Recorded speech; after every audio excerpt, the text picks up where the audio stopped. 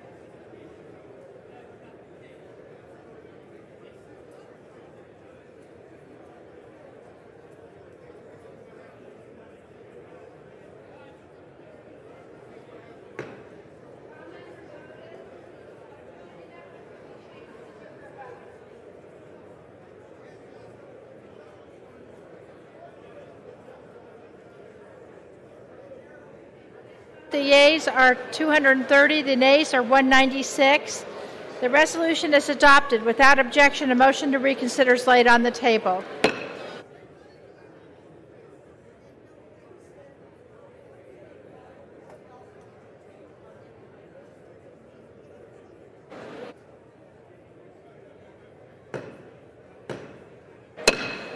House will come to order.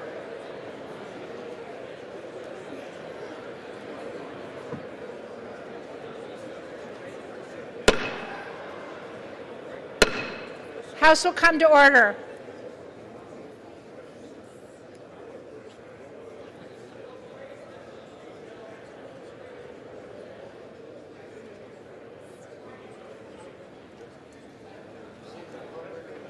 Members will take their conversations off the floor.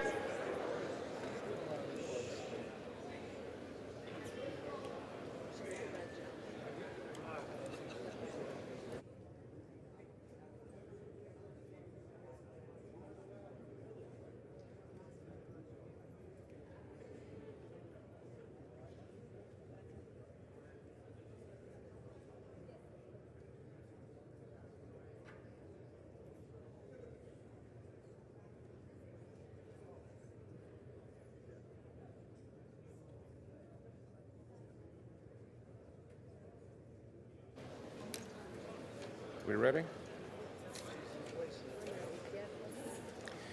For what purpose does the gentlewoman from New York, Ms. Loy, seek recognition? Mr. Speaker, pursuant to House Resolution 131, I call up the conference report on the joint resolution H.J. Res. 31, making further continuing. Mr. Speaker, the House is not in order. The gentlelady is correct. The House is not in order. Please cease your conversations. The gentlelady is recognized. I call up the conference report on the joint resolution H.J. Res. 31, making further continuing appropriations for the Department of Homeland Security for fiscal year 2019 and for other purposes, and ask for its immediate consideration. The clerk will report the title of the joint resolution.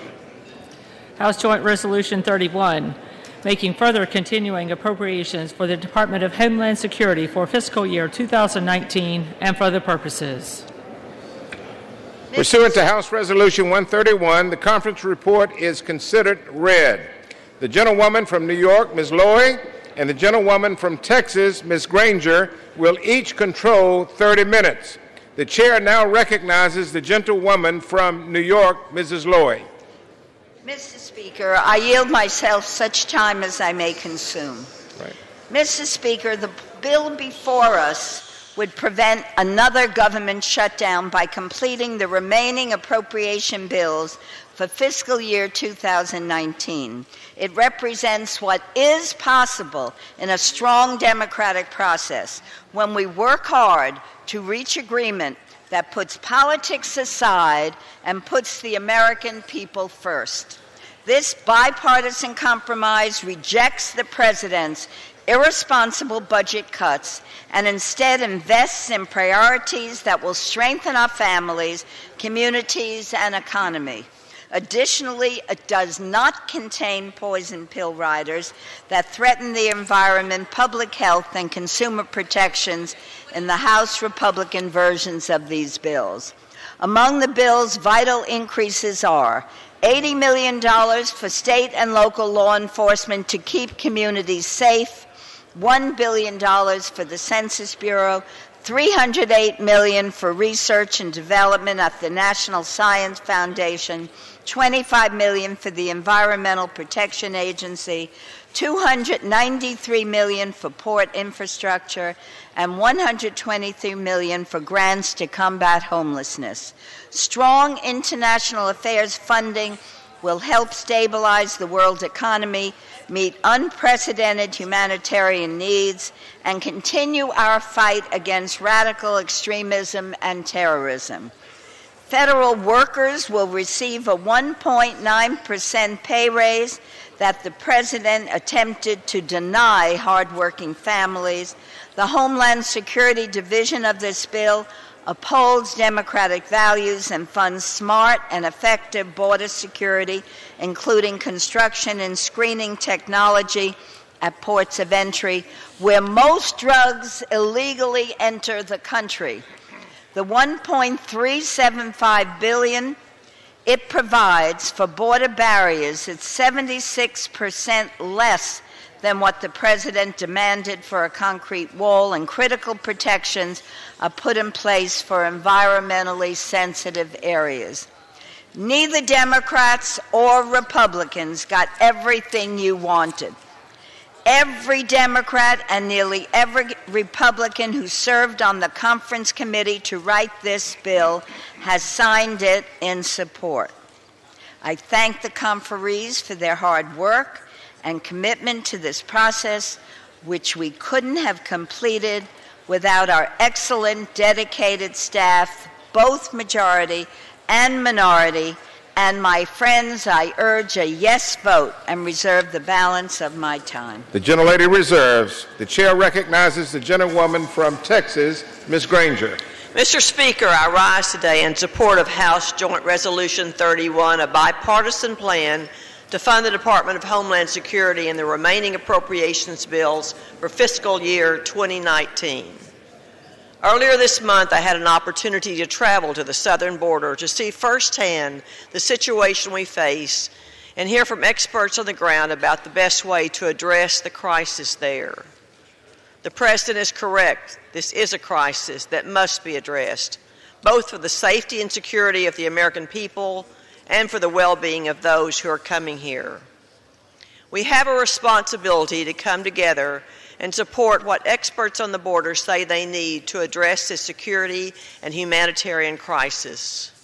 While this bill falls short of what I would have liked to see, it will provide our Customs and Border Patrol and Immigration and Customs Enforcement agents the tools necessary to continue combating the threat we face.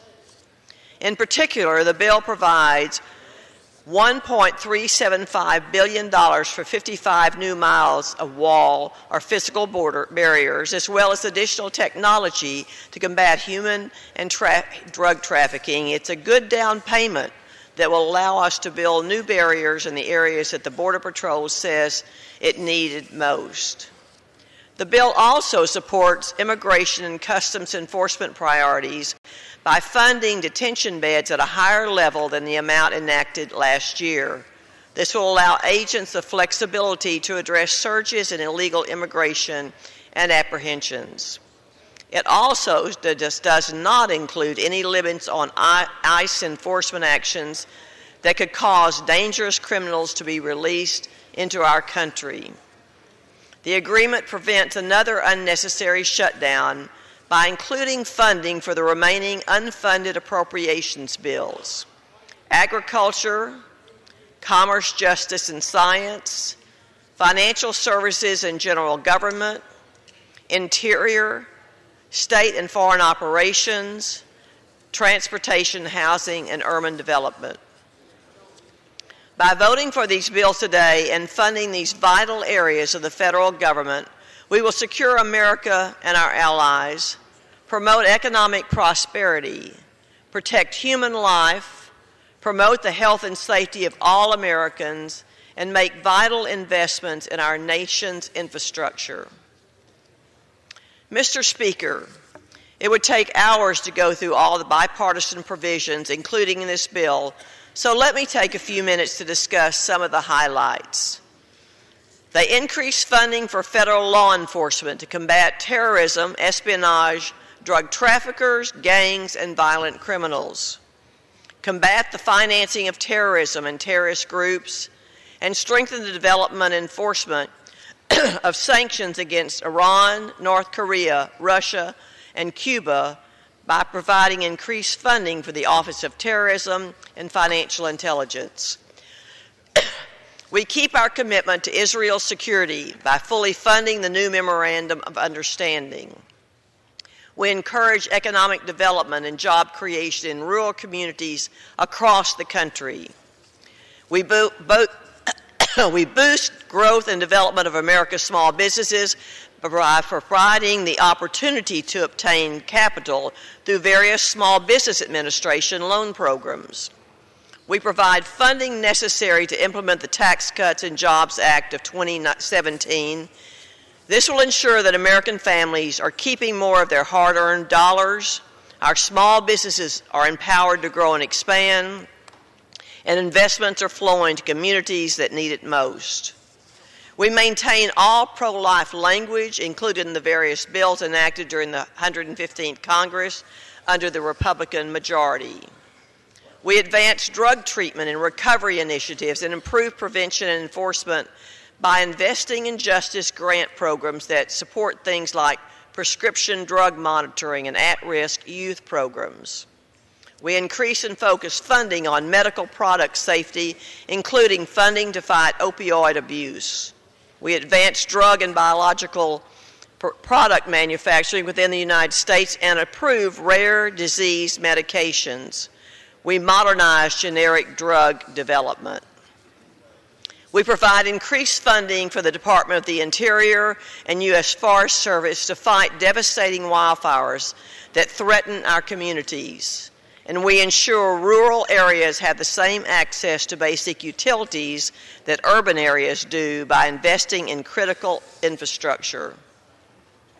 I want to thank my colleagues and friend, Chairwoman Lowy, for all her hard work in these negotiations. As always, she's been an honest broker and a tough negotiator throughout the process. And I look forward to continuing to work with her in this Congress. I also want to thank our partners on the other side of the Capitol, Senate Appropriations Committee Chairman Shelby and Vice Chairman Leahy, for their hard work. And all the members of the Conference Committee, especially the House Republicans, Congressman Flashman, Palazzo, and Graves. Finally, I want to thank the hardworking staff of the Appropriations Committee for their tireless work over the last 3 weeks in particular. I urge my colleagues to vote yes on this measure, and I reserve the balance of my time. The gentlelady reserves the balance of her time. The chair now recognizes the gentlewoman from New York. Mr. Speaker, I'm pleased to yield 4 minutes to the hardworking gentlewoman from California, the chairwoman of the Homeland Security Committee, Ms. Roybal Allard.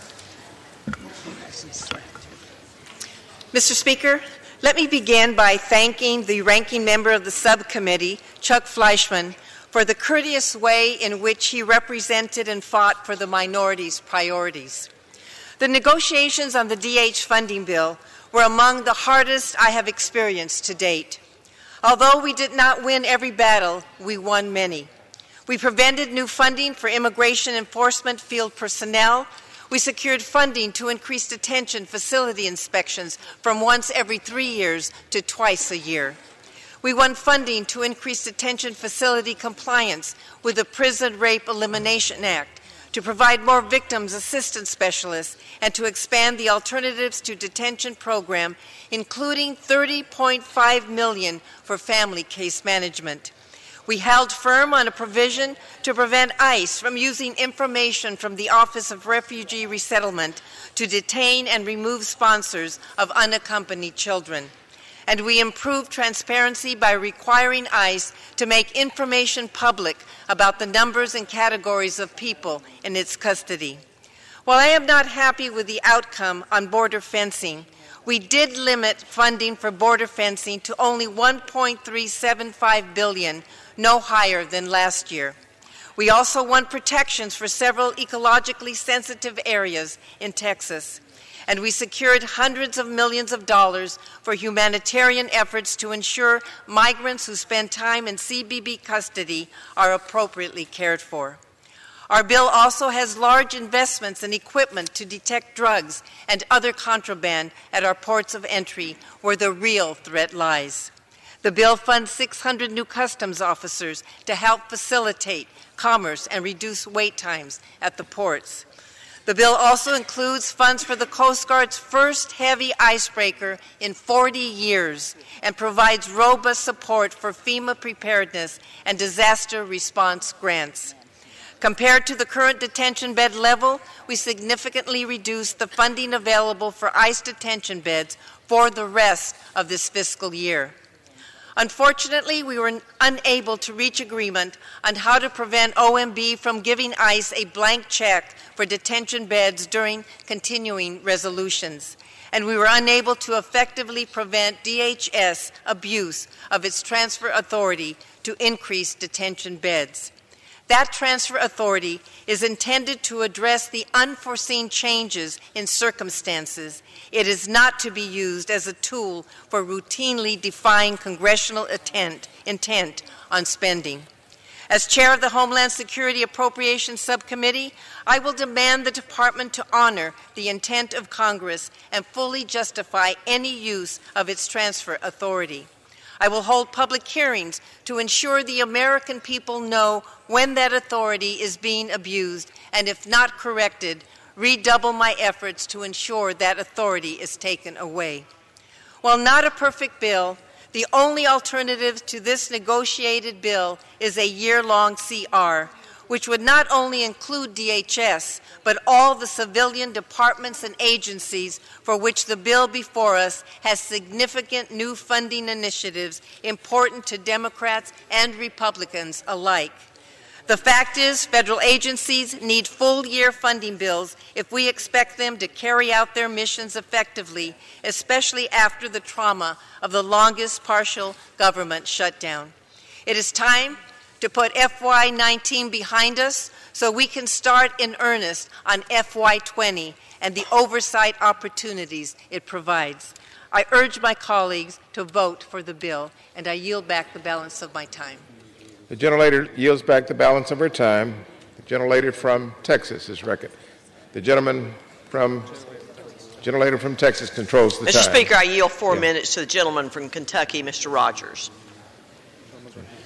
The gentleman from Kentucky is recognized. Mr. Speaker, I rise in support of this legislation.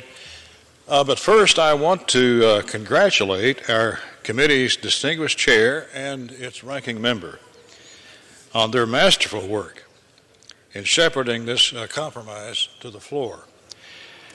This is a historic dynamic duo that we have in charge of our committee, and they produced a historic product that we have before us tonight. Mr. Chairman, we have a crisis at our southern border, period. There's no denying that our nation's security is threatened by the seemingly unending flow of drugs that find their way into nearly every American community, as well as the violence of the brutal cartels who profit from this trade. Where does it take place? On that border. So we do have a problem. It's an emergency. President Trump is absolutely correct that we can't allow this ruthless criminality to continue unchecked.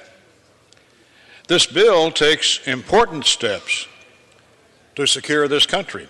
$1.3 billion for further construction at the border, for a wall and additional resources for DHS to hire more personnel and deploy advanced technology in the region. But in addition to the security crisis, there's also a very real humanitarian crisis that we simply can't ignore. Thousands of vulnerable women and children seeking a better, safer life in the confines of this country. It's not the American way to turn our backs on these people, and that's precisely why we have processes under federal law to facilitate legal entry into our country. So this bill also takes important steps to enforce our current immigration laws. The bill funds an expansion of the Alternatives to Detention program and also increases attorney and courtroom staffing to reduce the backlog of currently pending immigration cases. While the challenges at our border have rightly grabbed headlines, the bill also funds a number of other important federal agencies through the end of the fiscal year. Importantly, it ensures that our dedicated public servants can continue to show up to work without fear of losing another paycheck. In my Kentucky district, for example, hundreds of federal prison employees showed up to a dangerous, difficult, often thankless job for over a month, not knowing when the next paycheck would come, if at all. I thank them, and I'm pleased to support this bill that will continue to support the Bureau of Prisons. Also, for Kentucky, this bill continues our momentum in combating the opioid epidemic by fully supporting community prevention efforts and drug courts to get people into treatment. This bill also provides $115 million for the Abandoned Mine Lands Pilot Program, which helps create economic development in Appalachian coal communities. And finally, Mr. Speaker, as the ranking member of the State and Foreign Operations Subcommittee, I'm especially pleased that this bill includes significant funding to secure our diplomatic posts and to support critical allies like Israel, Jordan, Egypt, Georgia, Ukraine, and others. The bill also continues vigorous oversight of U.S. assistance programs, prohibits funding for the Green Climate Fund, and respects the sanctity of life around the world. This bill is not perfect. It's not everything we wanted, but it's a true product of compromise, and I urge my colleagues to support it. Thank you, Mr. Speaker. I yield back. The gentleman yields back his time. The gentlelady from New York is recognized. Mr. Speaker, I'm pleased to yield 2 minutes to the gentleman from Texas, a member of the Appropriations Committee and a distinguished conferee, Mr. Cuellar. The gentleman is recognized. Thank you, Mr. Speaker, and I certainly want to thank our Chairwoman Lori for her leadership and the staff on both on the Republican side and the Democrat side for working so hard. I want to thank Speaker Pelosi, Chairwoman Roybal Allard, Ranking Member Kay Granger, and of course all the members of the conferees that worked so hard to come up with this bipartisan, bicameral spending package. The conferees work together to make sure that we seek an acceptable funding solution for both for the different sides that we have. Now, what do we have here? It's a matter of vision. Folks that there are some people that see border as a crisis, and I respectfully disagree with them. There are some of us that live on the border that we see the border as a place of community, opportunity where we raise our families, where we send our kids to school, and where we have trade and tourism. In that place called the border, I will tell you that if you look at crime rates, the border crime rate is lower than the national crime rate. And I'm not going to pick any selected cities like I've done, but I can tell you that I can pick any city, and the crime rate in those cities of some of my colleagues are higher than the border crime rate that we have. So again, we came up with a balance between what those two visions were. And what we did is we found a way to provide technology, ports of entry, find a way to find balance of border security, but at the same time provide security. We on the border, we don't believe in open borders. We want to see smart border security, and I think this is what this bill does. And we were able to get together, and it's a bill that provides funding not only for border security, but keep in mind there are 6 other bills that provide money for ag, money for transportation, education, health care. And because of that reason, Mr. Speaker, I ask all members to vote yes on this conference report. And with that, I yield back the balance of my time. Thank you so much. The gentleman yields back. The gentlelady from Texas is recognized. I yield 2 minutes to the gentleman from Florida, Mr. Diaz-Balart. The gentleman is recognized. Thank you, Mr. Speaker. I rise today in strong support of this legislation. Look, this bill shows that despite our disagreements, when you work through our differences to find common ground, you can break the gridlock. So I want to thank, by the way, Chairman Price for his leadership and his partnership. We have worked together for now over 4 years, and I have gained a special appreciation for his dedication to public service and, frankly, for his deep understanding of the programs under our jurisdiction. And I look forward to continuing working with him and continue developing our friendship. But I would like to say a quick word about Chairwoman Lowy and Ranking Member Granger and the role that they have played in pulling this funding bill together. Look, I've had the privilege, Mr. Speaker, of knowing these two leaders for a number of years now. And what you saw, what all of us saw us achieve, in just the last few days is no surprise to any of us in this body who know them well. Now, they only achieve this through hard work, tough compromise, and grit, and they deserve our thanks. Mr. Speaker, let me turn a minute to the transportation and housing investments included in this bill. This bill doubles down our infrastructure investments from the 2018 THUD bill. And frankly, again, it's a second historic down payment to rebuild our nation. With this bill, we provide a total of $20 billion in new funding over 2 years for roads, for bridges, for rails, and for ports. It's a big number. And as I've said before, the THUD bill, it is the infrastructure bill, and maybe the only one that we'll get a chance to vote on. This bill will create jobs, improve the quality of life of countless Americans. And I'm also particularly proud that this bill makes a new investment in port infrastructure with a focus on seaports at high-volume locations. This port program, coupled with other transportation investments in the bill, will create opportunities for American manufacturers and exporters. Mr. Speaker, I'm also proud of the housing portion of this bill. This meets our commitments to help the most vulnerable among us with decent, affordable housing. This is a good bill, Mr. Speaker, particularly if you care about our veterans, our disabled, and our elderly. The gentleman's time has expired. I yield the gentleman 1 more minute. The gentleman is recognized for an additional 1 minute. Thank you, Mr. Speaker. Again, this bill exceeds those commitments with new funding for the elderly, for the disabled, and for our veterans. And this bill also includes funding to rebuild urban, suburban, and rural communities with block grants fundings. That funding goes directly to the local decision makers, to the local communities. Again, this is a good bill, Mr. Speaker. I want to thank, the leaders for putting this together, and I urge your yes vote on what I believe is a bill that will create jobs, rebuild our communities, and secure our future. And yes, stop the gridlock. Thank you, Mr. Speaker. I yield back. The gentleman yields back. The gentlewoman from New York. Mr. Speaker, I am very pleased to yield 2 minutes to the gentleman from North Carolina, the distinguished chairman of the Transportation, Housing, Urban Development Subcommittee, Mr. Price. The gentleman from North Carolina, Mr. Price, is recognized. I thank my colleague for yielding. Mr. Speaker, I rise in support of this agreement, a conference agreement, bipartisan, bicameral, averting a second reckless Trump shutdown. This legislation represents the best possible deal to responsibly fund our government, secure our border, while holding true to our values as Americans. This agreement denies the president billions of dollars for an unnecessary wall. It includes a number of provisions to hold the administration accountable, and it boosts funding for humanitarian support for migrants, for alternatives to detention, and for family case management. The bipartisan agreement also includes 6 additional appropriations bills beyond Homeland Security.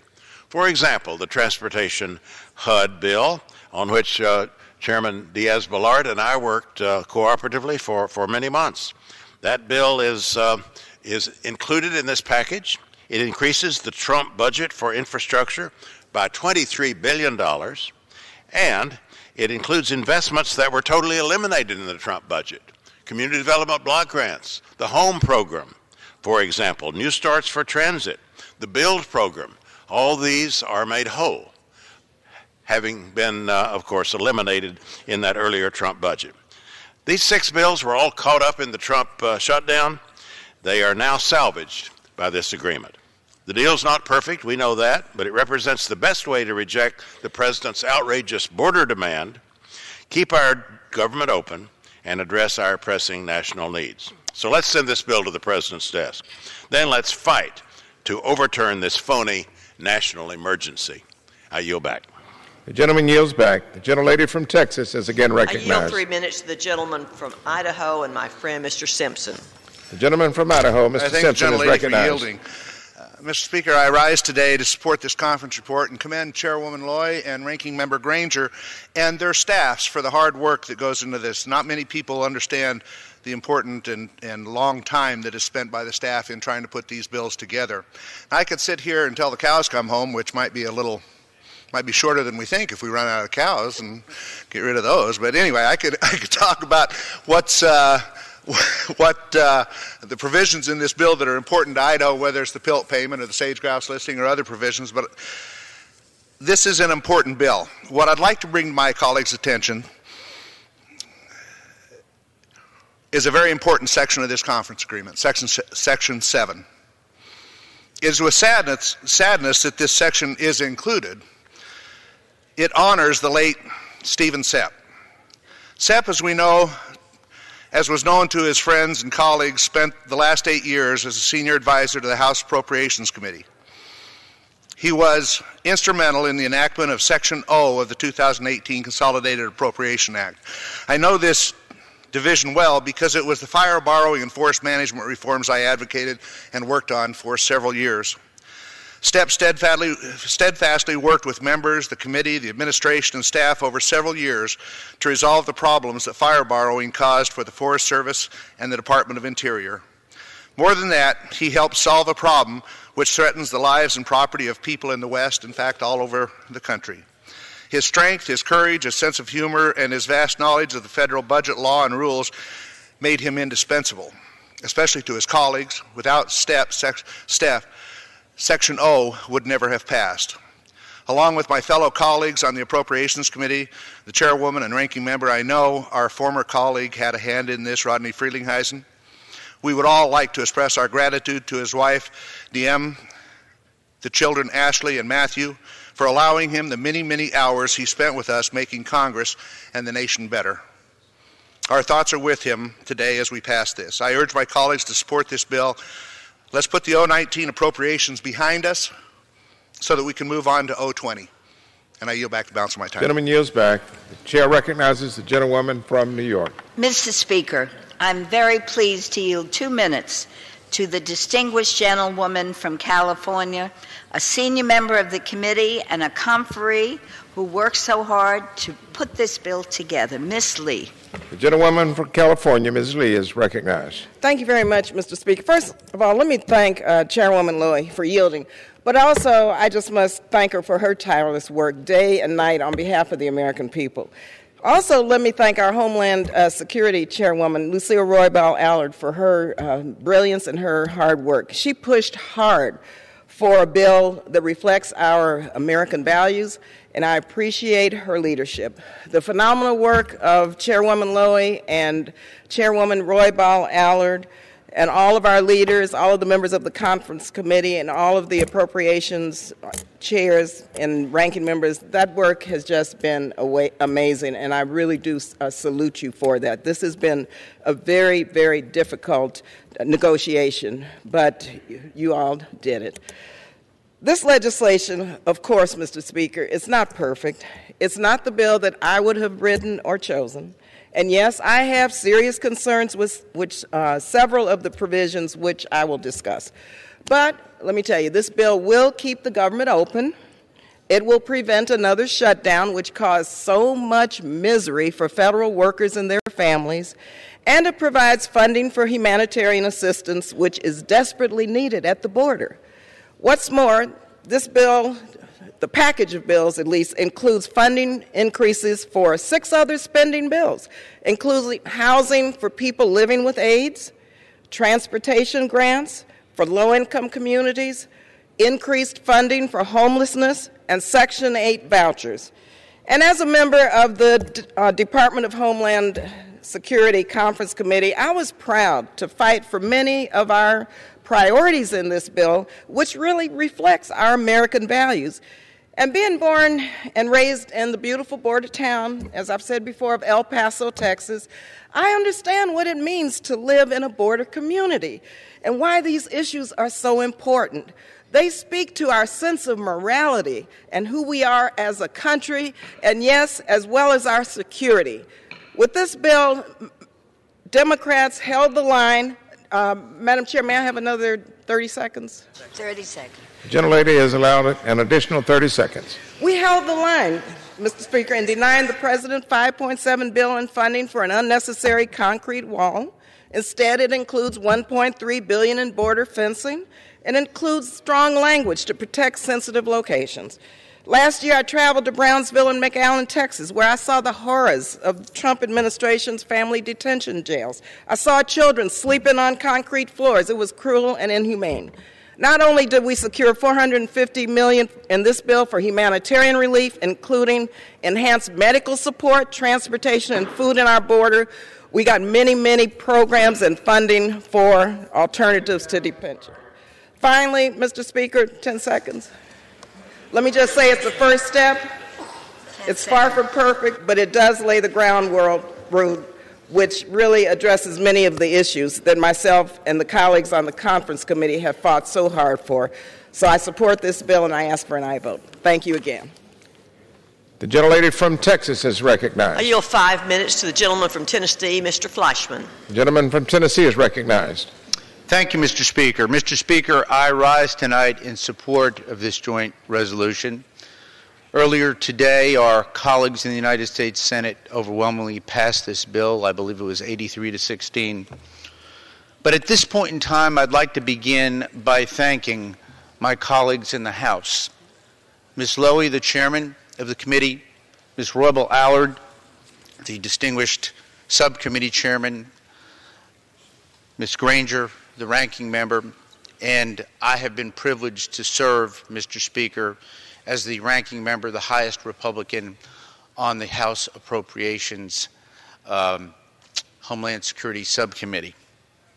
Where were we? From time to time in our great republic, we hit a blip. We have a problem. We run into a difficulty. And we did that in this shutdown. This was a very odd situation. We had actually passed 5 appropriations bills and 7 were left remaining. Mr. Speaker, that put us in a very awkward situation where there was a partial government shutdown.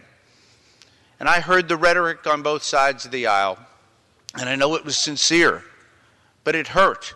It hurt our country, it hurt workers.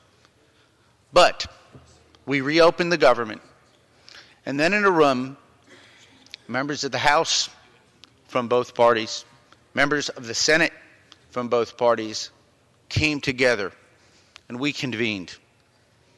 There was a wide difference of opinion on that first day. I heard it. I was in that room. Everyone was acting in good faith, strong-held convictions.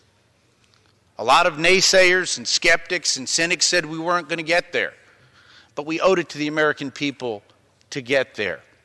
And Mr. Speaker, we got there. We didn't get there with a bill that I would have drawn. My bill, candidly, would look more like the bill that President Trump would have wanted. More money for the border security, more money for ICE. But we came up with an agreement that the vast majority of Americans could support, and the vast majority of members in both houses can support.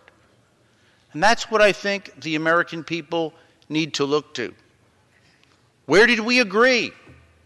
We agreed in this great bill for increased funding for our beloved ally in the Middle East, Israel. Just in this chamber the other day, members of both parties condemned anti-Semitism as we must. We backed that commitment up with our full support and unprecedented funding for our ally, Israel. We can all be proud of that. We, Mr. Speaker, came together with a compromise bill that will have some new border wall, not as much as I would have wanted. We'll have more ICE beds, not as many as I would have wanted. But, Mr. Speaker, I've been in this chamber for 8 years. I saw us come together and work together. My colleagues on both sides of the aisle, sometimes our differences are bipartisan, sometimes our differences are bicameral. Today we are going to come together as Americans and pass this bill. It is not a great bill, but it is a good bill. It represents compromise, and it will, I believe, restore the faith of the American people, not only in our institutions, but in our great republic. We can be proud that we came together when they said can't and we said can. So I will vow to continue as we work forward to work with Ms. Roybal Allard, a very fine lady. We view the world sometimes differently, sometimes we view it in a very similar light. But as we go into 2020, we fall under the draconian Budget Control Act, the dreaded sequester. We will have to address that. We will have a debt ceiling vote. The American people need to know our work will not be easier, it will be harder. But let our resolve be to do the work of the American people as we have done today and we will do in the future. And may God bless the United States of America. Thank you. The gentleman reserves. The gentlelady from New York.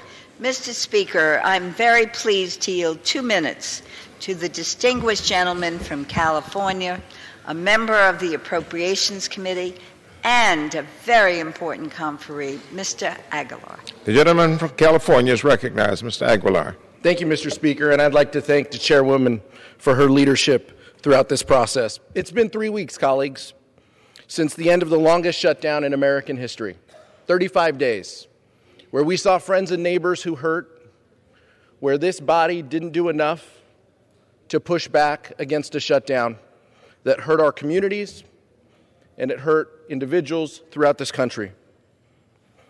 This is a compromise bill, and we're here today to reflect that goodwill and that good faith effort of Democrats and Republicans negotiating together to find compromise. But let's talk a little bit about what this bill would do. This bill protects our national security. This bill works to improve the only true crisis that we have at our southern border, which is the humanitarian crisis. This bill invests in technology and in ports of entry. This bill ensures that we have the resources to protect this country. It also unlocks the other appropriations bills that will fund the Environmental Protection Agency, make investments in the census, and make investments in transportation. What this bill will not do, this bill will not fund the president's wall from sea to shining sea, a wall that he said Mexico would pay for. So we tried another path. We tried a bipartisan path of working together to iron out our differences and to come to an agreement, to keep government open, to protect our national security. That was the focus of the conferees, and that is what we sought to accomplish. But we also did two important things in this document. We ensured that the congressional intent was there when it comes to topics that we don't always agree on. And we will ensure, and this body will ensure, that we will hold the administration accountable, that we will provide oversight that hasn't been provided, and that we will ensure that national security is protected. Mr. Chairman, I'd like to thank Chairwoman... Gentleman's time has expired. Mr. Speaker, I'd like to thank Chairwoman... 30 seconds. The gentleman is allowed additional 30 seconds. Thank you, Mr. Speaker. I'd like to thank Chairwoman Lowy and Ranking Member Granger for their leadership throughout this process, for Chairwoman Roybal-Allard, and for Ranking Member Fleischman. And I'd like to thank all of our staff members on both sides of the aisle who worked day and night to make sure that this document was in front of us in a timely manner and that we ensured that we didn't have another shutdown. I urge my colleagues to support this joint resolution, and I yield back. Thank you. The gentleman yields back. The gentlelady from Texas. I yield 1 minute to the gentleman from Pennsylvania, Mr. Perry. The gentleman from Pennsylvania is recognized. Thank you, Mr. Speaker, and I thank the gentlewoman from Texas for the opportunity. Mr. Speaker, this is bad policy following bad process. 1,100-plus page bill dropped at midnight last night, and we're acting like we can't walk and chew gum at the same time. We're acting like we can't keep our federal government open and fix our border situation. And let's talk about what's happening there, because that's really the problem. At least, if nothing else, we should do no harm. Let's not make the situation worse. Mr. Speaker, this bill provides amnesty for anyone in a household of an unaccompanied minor, and it protects the people who have smuggled those children into the United States and encourage them to do that even more. And even more than that, once they're here, we cut $700 million out of ICE, and we reduce their bed space so there's less people looking for those people that are here illegally. And then when we find the criminals, right, when they've committed some crime, we find them, we can't even keep them. We got to release them back into our communities. City councils are now deciding where we secure our border. Mr. Speaker, I appreciate the time, and I urge a no vote. Thank you. The gentleman yields back. The gentlelady from New York. Mr. Speaker, I'm pleased to yield 1 minute To the gentleman from New York, the chairman of the Commerce, Justice, Science Subcommittee, Mr. Serrano. The gentleman from New York, Mr. Serrano, is recognized. Thank you, Ms. Lowy, Madam Chairman. This bill, Commerce, Justice, Science, comes in at $71.5 billion, which is $1.6 billion above 2018. One of the highlights of the bill is that it restores many programs that had been zeroed out by the administration, including the Legal Services Corporation, which comes in at over $368 million. NOAA gets extra money for climate research, and we put in $368 million for opioid epidemic issues, which is 336. The president wanted $336 million. We came in at $368. But to me, the greatest accomplishment in this particular part of the bill is $1 billion for the census, to continue to work on the census. This is a major victory, and we thank the other side for agreeing that this is something that has to be done and something that is important for all of us. So I'm asking not only for you to applaud the CJS part of the bill, but also to vote for the whole bill. Thank you. The gentleman time has expired. The gentlelady from Texas. I yield 4 minutes to the gentleman from Ohio, Mr. Joyce. The gentleman from Ohio is recognized. Thank you, Mr. Speaker. I rise in strong support of this bipartisan conference agreement. And I thank my ranking member for yielding time to highlight the several items in the Interior, Environment, and Related Agencies division of this agreement. I also want to thank my colleague, Ken Calvert, the former chairman of the subcommittee, for his leadership in this bill last Congress. The highlights I'm about to summarize are really a result of efforts to negotiate a reasonable compromise with the Senate and our mutual friend and current chair of the subcommittee, Betty McCollum. Division E of the conference agreement provides $35.6 billion for the Department of the Interior, Environmental Protection Agency, the Forest Service, the Indian Health Service, the Smithsonian Institution, and more than a dozen related agencies.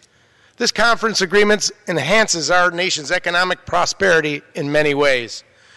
By cutting an additional $15 million to the EPA regulatory programs, by fully funding the payments in lieu of taxes program, which is critical to the counties with federal lands, and by increasing America's investment in its own abundant energy resources. Additionally, this conference agreement promotes health and safety by providing targeted increases to accelerate the cleanup of America's most polluted lands, waters, and airsheds. By providing an additional $300 million for health care, law enforcement, and related programs to honor our country's sacred trust and treaty obligations to American Indians and Alaska Natives. And by providing $3.9 billion for the Department of Interior and the U.S. Forest Service to fight devastating wildfires that threaten our communities and to reduce the severity of future wildfires. Finally, this conference agreement continues to make critical investments in our nation's infrastructure, including $47 million to reduce maintenance backlogs at our nation's national parks, wildlife refuge, and other public lands.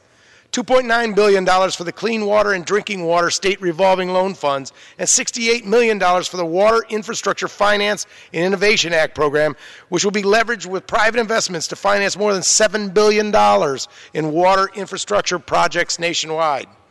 Personally, I have a vested interest in the resources provided in this bipartisan package. Having grown up in Northeast Ohio, I cherish my memories of fishing and swimming in Lake Erie with my family and friends.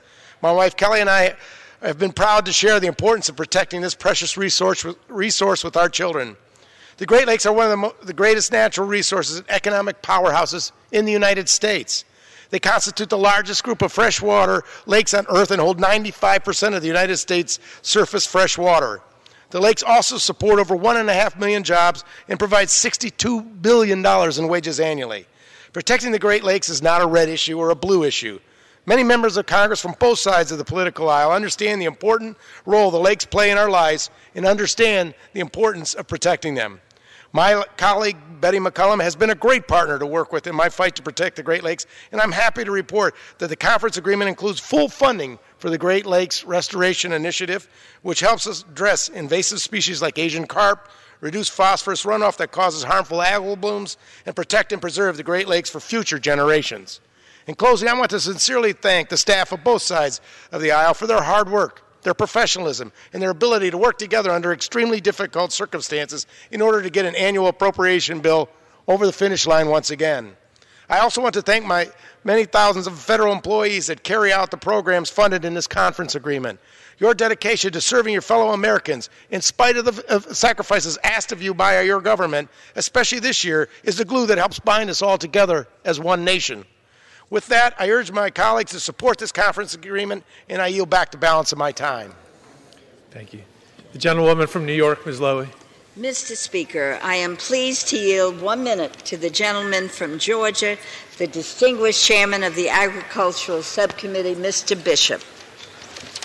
George is recognized for 1 minute. Thank you very much, Mr. Speaker.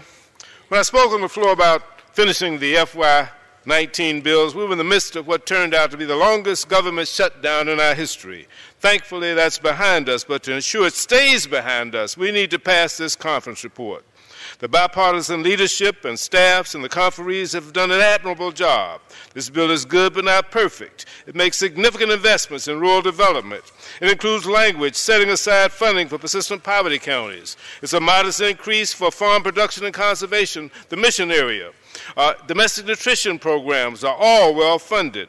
On the international side, the bill provides good funding for Food for Peace and the McGovern-Dole program. Finally, FDA gets $3 billion, including significant investments to fight the opioid epidemic. But I must say candidly that I have some regrets. My strongest regret, however, is that we are not considering the disaster supplemental today. The House and Senate passed separate bills a month ago that would have provided desperately needed relief to our farmers, ranchers, communities coast to coast in Hawaii and the territories that were devastated by tragic disasters. But those bills must still be reconciled. The country must get this disaster bill passed and get it passed soon. The conferees have done well. Nevertheless, I urge my colleagues to support this bill. It's a good bill. The gentleman yields back. The gentlewoman from Texas, Ms. Granger. I yield 3 minutes to the gentleman from Florida, Mr. Rutherford. The gentleman from Florida is recognized for 3 minutes. Thank the ranking lady for yielding. Mr. Speaker, I rise today in support of the compromise appropriations package that includes major wins for our national security and our economic success. In fact, this vote tonight will authorize 7 different appropriation bills that fund critical agencies and programs within our government. Now, this is not the bill that I would have written, and this is probably not the bill that any of my colleagues on the other aisle would have written. But we have all finally found a compromise that Congress can pass, and the President has indicated he will sign into law. This is not a loss for the President, but a win for the Department of Homeland Security and a significant step in the right direction for border security. Democrats called for no wall funding. Today we will approve $1.4 billion for new barriers. Democrats called for pro-abortion policies. But today we will approve and maintain multiple pro-life protections. Democrats called for less ICE detention beds. Today we will be approving funding for an estimated 45,000 beds and an additional $750 million for 13,000 beds if needed. We increase ICE funding by $500 million, increase CBP by almost $1 billion, and fund the first Coast Guard icebreaker in over 40 years. This bill strengthens our national security and brings us one step closer to bringing our southern border under operational control. This bill also includes many priorities that are of significance to Northeast Florida. There's $4 billion in additional funding to help FEMA respond to national disasters like Hurricanes Michael and Florence. There's $468 million to help local communities combat opioid trafficking, which has ravaged parts of Northeast Florida. And on the first anniversary of 17 lives murdered in Parkland, Florida, I'm proud to vote in support of $100 million in grants authorized under my Stop School Violence Act, which was signed into law last year. Since the passage of this bill, the Stop School Violence Act, has yielded over $175 million in grants to help protect schools across the United States. I understand this is not a perfect bill before us today, but we cannot afford another shutdown that puts almost 1 million people out of work. And we cannot afford another CR that kicks the can down the road, causing uncertainty and increasing the cost of government. Let's end this stalemate, build the wall, and secure our southern border. I congratulate the committee, and I urge my colleagues to support this compromise package and send it to the President. I yield back, Mr. Speaker. Thank you very much. The gentlewoman from New York, Mrs. Lowy. Mr. Speaker, I'm pleased to yield 1 minute to the distinguished gentlewoman from Minnesota, the chairwoman of the Interior Subcommittee, Ms. McCollum. The gentlewoman from Minnesota is recognized for 1 minute. Mr. Speaker, I rise in strong support of this conference committee report. The Interior Environment section provides $35.6 billion, which is $300 million more than fiscal year 2018 enacted. We make critical investments in this legislation in Indian country, environmental protection, public land management, and the arts. The Environmental Protection Agency is funded at $8.8 billion. This funding will enhance the EPA's ability to protect human health and the health of our environment. We continue to invest in land and water conservation fund and civil rights initiative programs and historic preservation. We worked in a bipartisan way to increase funding for the National Endowment for the Arts and the Humanities. And finally, it's critically important that this Interior bill upholds the federal government's trust responsibilities to our Native brothers and sisters. Funding for Indian country is over $1 billion more than the President's budget, and we did it in our committee's nonpartisan way. Programs in the Interior bill impact all of us, from preserving our natural and cultural resources to protecting our health and safety. And, Mr. Speaker, I support this bill, and I encourage my colleagues to vote for it as well. Thank you. Gentlewoman's time has expired. The chair recognizes the gentlewoman from Texas, Ms. Granger. I reserve my time. The gentlewoman reserves. The gentlewoman from New York, Mrs. Lowy. Mr. Speaker, I'm very pleased to yield 1 minute to the gentlewoman from Florida, the chairwoman of the Military Construction Veteran Affairs Subcommittee, Ms. Wasserman Schultz. The gentlewoman from Florida is recognized. Thank you, Mr. Speaker, and I thank the gentlelady for yielding. I rise to support this bipartisan agreement, which, while not perfect, keeps our government open and funds many essential, crucial needs. It also passes sound policy, like one preventing our government from using asylum-seeking children to be used as bait to arrest immigrants seeking to sponsor them. I urge all members to vote for this important compromise. However, I cannot stay silent on the President's threat to declare a national emergency to pay for his boondoggle of a border wall. This lawless end run around Congress is a craven act built on lies and distraction. The President would steal funds we use to support our brave young soldiers just to pay for an ancient monument to waste. Rather than own up to his lie that Mexico would pay for it, Trump would degrade our national security to try to steal his way to his totem to vanity and hate. Will Trump ever look our soldiers and veterans in the eye and tell them that it is they who will pay for this wall of waste? Of course not. If this President wants to compromise our military with this tin pot authoritarian tactic, he's going to have to come through this Congress to do it. I urge my colleagues to vote for this agreement and reject Trump's big national emergency lie. I yield back the balance of my time. The gentlewoman yields. Members are reminded to refrain from engaging in personalities toward the President. The chair recognizes the gentlewoman from Texas, Ms. Granger. Mr. Speaker, I support this conference agreement before us today, and I urge a yes vote. I yield back the balance of my time. The gentlewoman yields back the balance of her time. The gentlewoman from New York. Mr. Speaker, I ask unanimous consent that all members have 5 legislative days to revise and extend their remarks on the conference report to accompany H.J. Res. 31. Mr. Speaker, I yield myself. That is accepted. I yield myself the balance of my time to close, and I would like to once again thank my fellow conferees. Nice. The gentlewoman is recognized for the balance of her time. I would like to once again thank my fellow conferees In divided government, none of us will get everything we want, but I'm proud that 16 of us, all appropriators, could work through a series of difficult decisions and sign a bipartisan agreement.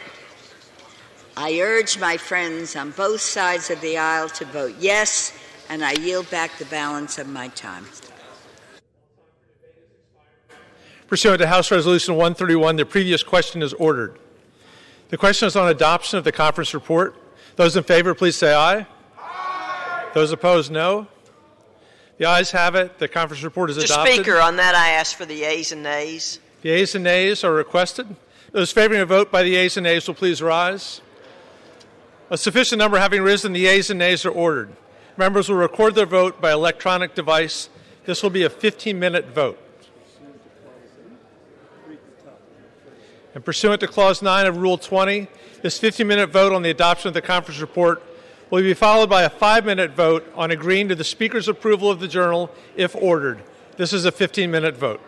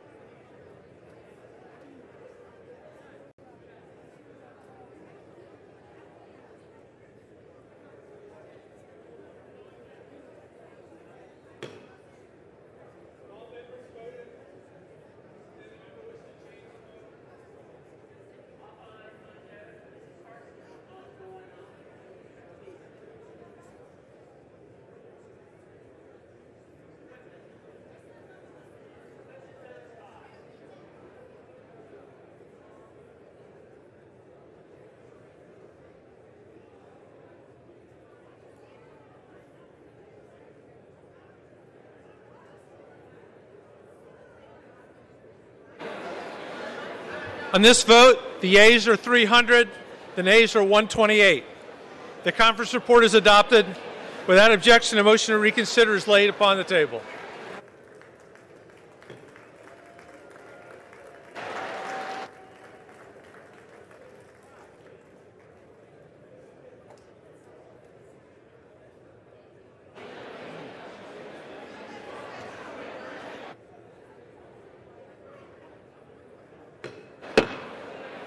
The House will be in order.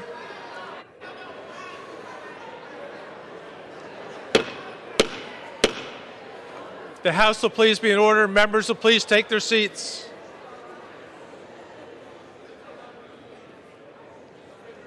Members, for what purpose does the gentleman from Maryland seek recognition? Mr. Speaker, I ask unanimous consent to speak out of order for 1 minute. The gentleman is recognized. Mr. Speaker, members are advised that with House and Senate passage of the fiscal year 19 conference report, votes are no longer expected in the House on Friday, February 15th. Next votes, members, are expected on Monday, February 25th, 2019 at 6:30 p.m. And I yield back the balance of my time. The chair yields back. Pursuant to Clause 8 of Rule 20, the unfinished business is the question on agreeing to the Speaker's approval of the journal, which the chair will put de novo. The question is on agreeing the Speaker's approval of the journal. Those in favor, please say aye. Those opposed, no. In the opinion of the chair, the ayes have it, and the journal stands approved. This is the gentlewoman from New York. Seek recognition. Mr. Speaker, I ask unanimous consent to take from the Speaker's table Senate Concurrent Resolution 4 and ask for its immediate consideration in the House. The clerk will report the title of the resolution. Senate Concurrent Resolution 4, Concurrent Resolution providing for a correction in the enrollment of House Joint Resolution 31. Without objection, is there objection to the consideration of the concurrent resolution? Without objection, the current resolution is agreed to, and the motion to reconsider is laid upon the table. Purpose is the gentleman from Oklahoma seek recognition. Thank you, Mr. Speaker. Mr. Speaker, I ask unanimous consent that the Committee on the Judiciary be discharged from further consideration of H.R. 962, the Born Alive Abortion Survivors Protection Act, and I ask for its immediate consideration in the House so we can defend life. Okay. Under guidelines consistently issued by successive speakers, as recorded in Section 956 of the House Rules and Manual, the chair is constrained not to entertain the request unless it has been cleared by the bipartisan floor and committee leaderships.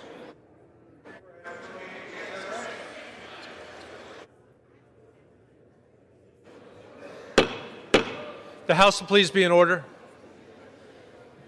Members of the House will please take their seats. Does the gentleman from Oklahoma continue to seek recognition? Thank you very much, Mr. Speaker. Mr. Speaker, we've had a bill that's been tied up in judiciary for a long time. It's about defending life. It's about making sure that we do not take away life from people that are unborn. I just ask for its immediate consideration. The gentleman has not been recognized for debate. Purposes of the gentleman from Maryland seek recognition. Mr. Speaker, I ask unanimous consent that when the House adjourns today, it adjourns to meet tomorrow at 10 a.m. There will be no votes expected. Objection to the motion. Without objection, the House will adjourn. So ordered.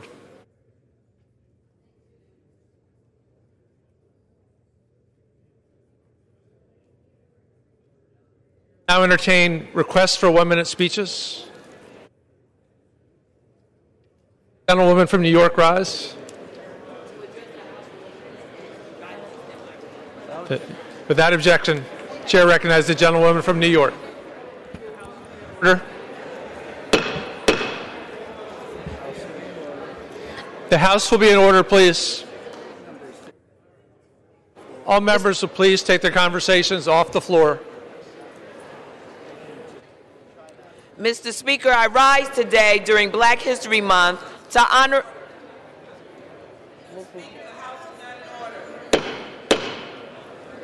The House is not in order. Chair requests you please take the conversations off the floor.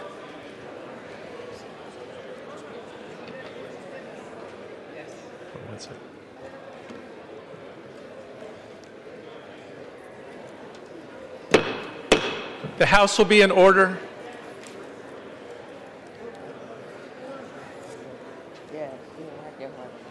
The chair recognizes the gentleman from New York. Mr. Speaker, I rise today during Black History Month to honor a man who represents Brooklyn, New York to the fullest. A trailblazer, an innovator, and a cinematic genius, Brooklyn's own Spike Lee. On behalf of the people of the 9th Congressional District, Mr. Speaker, it's killing me. It's killing me. Members of the House, please take their conversations off the floor. Yeah.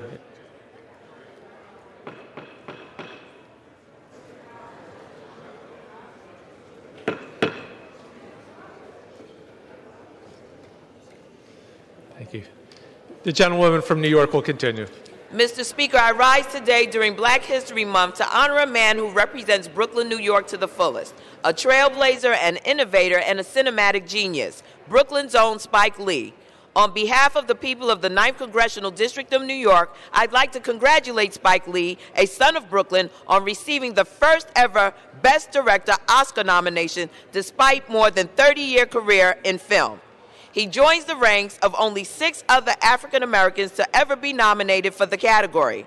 Mr. Lee was raised in Brooklyn and attended Morehouse College, where he received a Bachelor of Arts in Mass Communications. He received a Fine Arts degree from New York Tisch School, NYU's Tisch School of the Arts. Many of Mr. Lee's films have examined race relations, colorism in the Black community, and the role of the media in contemporary life and political issues. Spike has never ceased to speak out against injustice and in the Black community. He has been outspoken on police brutality, environmental injustice, and other issues that affect communities in Brooklyn and beyond. His love of Brooklyn is reflected in his activism and his work. 40 Acres and a Mule, Spike's production company, is based in Brooklyn, contributing in part to the economy that keeps our city running. He shot films like Do the Right Thing and Crooklyn in Brooklyn, allowing viewers to experience all that we know and love about Brooklyn. Spike Lee continues to produce work that pushes the envelope on topics that need to be discussed. Black Klansman, for which he is being nominated, has received praise and adoration for its topics around combating racism. With that, Mr. Chairman, I yield back. Gentlewoman yields back.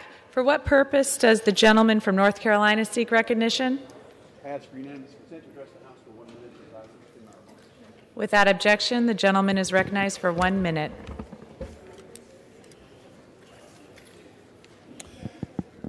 Madam Speaker, I rise today to honor the life, service, and legacy of my friend and colleague from North Carolina, Walter Jones, Jr. Congressman Jones served the people of North Carolina's 3rd District honorably for more than 2 decades, being elected 13 times starting in 1994. He passed away on Sunday in Greenville on his birthday. Congressman Jones will be remembered for his courage, conviction, and character. He was a man led by his faith, never wavering in his support for the unborn. He was known as a staunch pro-life advocate. He was just as tough when it came to his support of the military.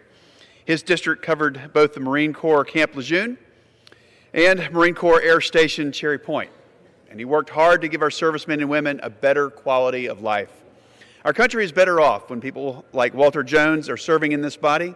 Please join me in praying for his family and for loved ones throughout this difficult time. Madam Speaker, I yield back. The gentleman yields back. For what purpose does the gentleman from Arizona seek recognition? Without objection, the gentleman is recognized for 1 minute.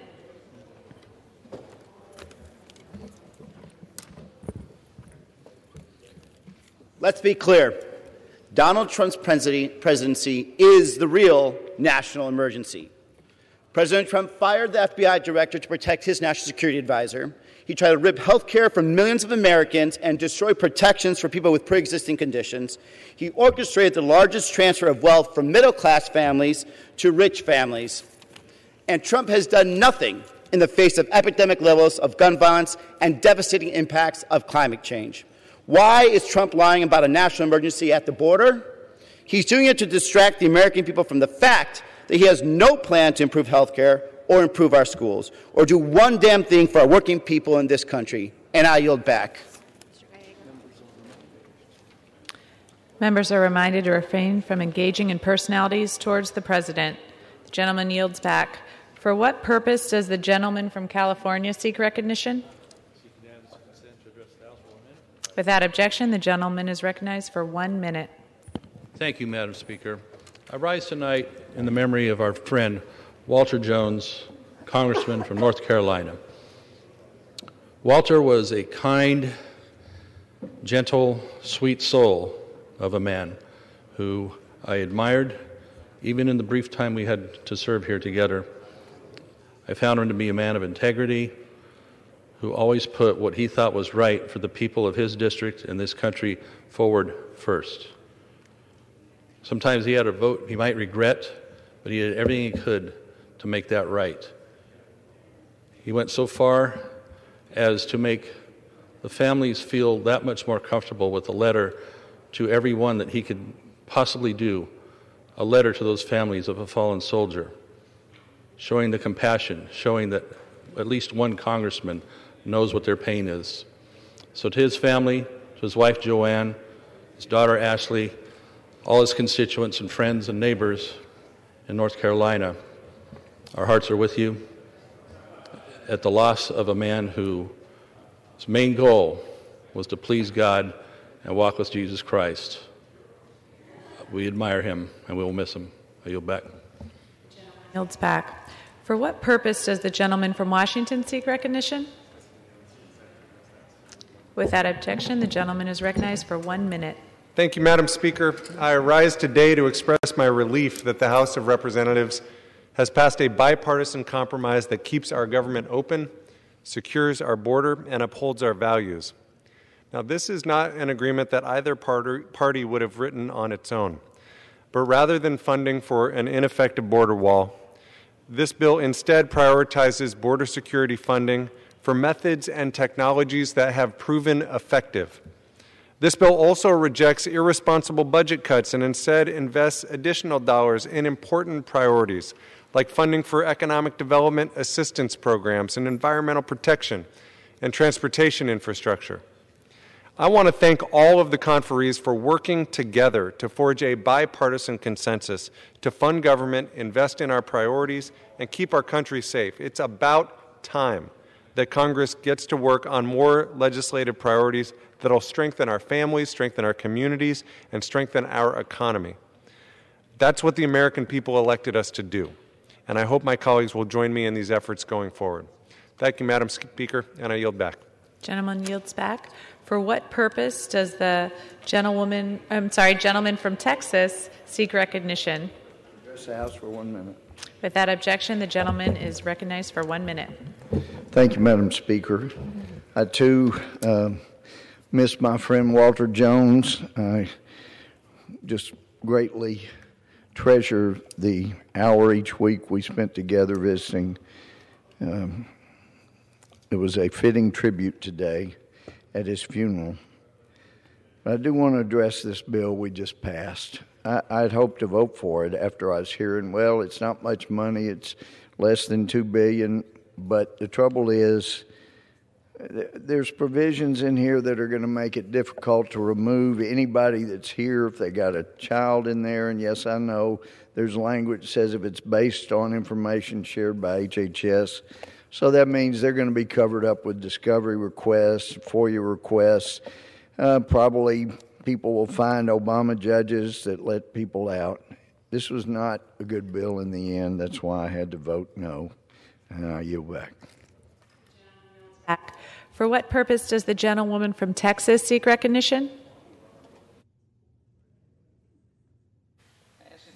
Unanimous consent to address the House for 1 minute. Without objection, the gentlewoman is recognized for 1 minute. Madam Speaker, this bill that we came to have to fix as a Republican bill was a compromise, but it was a compromise with humanitarianism and passion and compassion. This border security and funding bill that Democrats fixed did some good things. In particular, it raised the number to 100,000 alternative detention sites for women and children. It provided health care where there was no health care so that little children would not die at the border. And it prevented ICE from using data to deport people who are trying to pick up their children. The good news is our federal employees will not be held as hostages, and we've given them a 1.9% increase in raises. As well, we provided for food for peace for people who are struggling around the world, $1.7 billion. And as a member of the Judiciary Committee, we provided $423 million for the Byrne grant, but $178 million to address sexual assault kit and other DNA, and $100 million for Stop School Violence, and $497 million, Madam Speaker, for the Violence Against Women Act, $75 million for gun control, or at least the checks for background. Madam Speaker, this is a humanitarian bill, and I ask our colleagues to recognize it. I yield back. Gentlelady's time expired. For what purpose does the gentleman from Connecticut seek recognition? Unanimous consent to address the House for 1 minute, revising to end my remarks. Without objection, the gentleman is recognized for 1 minute. Madam Speaker, it's Valentine's Day, and we've all spent the evening together, which is kind of funny. And we did it in the service of keeping the government open with a bill that funds the government in a strong bipartisan vote, and that's a good thing. But, Madam Speaker, Valentine's Day will never again be a truly happy day because, of course, it is the 1-year anniversary of the Marjory Stoneman Douglas shootings in Florida, in which 17 young people with their lives ahead of them had those lives snuffed out at the end of a gun. And it's a particularly poignant moment for me and for those of us from Connecticut because we still can't forget, of course, the 20 children, 6 to 7 years old, and 6 adult staff who lost their lives in December of 2012 at the Sandy Hook Elementary School. So, Madam Speaker, I just rise to point out that we're hearing a lot tonight about an emergency declaration. And if 30 to 40,000 Americans, including these young angels, losing their lives every single year is not an emergency, I don't know what is. This House, after 8 years of inaction and pathetic moments of silence, moved Bill H.R. 8 for universal background check out of committee yesterday. The least we can do as an institution is to take the small step of passing that bill into law to keep young and all Americans safe. And with that, I yield back the balance of my time. For what purpose does the gentlewoman from New Hampshire seek recognition? Madam Speaker, I ask unanimous consent to address the House for 1 minute and to revise and extend my remarks. Without objection, the gentlewoman is recognized for 1 minute. Madam Speaker, I rise today to express my relief that Democrats and Republicans have come together to advance a bipartisan spending measure to keep the government open and deliver for the American people. President Trump's recent irresponsible government shutdown over his demand for an unnecessary medieval wall was misguided and hurt our dedicated federal employees, their families, and threatened our economy. I want to applaud my colleagues, the incredible Chairman Nita Lowey, Representative Pete Aguilar, Representative Roybal Allard, and all of our conferees for their diligent work to reach the compromise bill that we are sending to the President's desk tonight. This legislation promotes 21st century border security and humanitarian support for migrants in detention, alternatives to detention, and family case management. The American people sent a strong message when they elected a Democratic majority in this House in November, and they want Congress to focus on delivering real results that will benefit the lives of hardworking middle-class families. Madam Speaker, I yield back. Are there any further 1 minute requests? The chair lays before the House the following personal request. Leave of absence requested for Mr. Quigley of Illinois for today. Without objection, the request is granted. Madam Speaker? For what purpose does the gentlelady from New Hampshire seek recognition? Madam Speaker, I move that the House do now adjourn. The question is on the motion to adjourn. Those in favor say aye. Aye.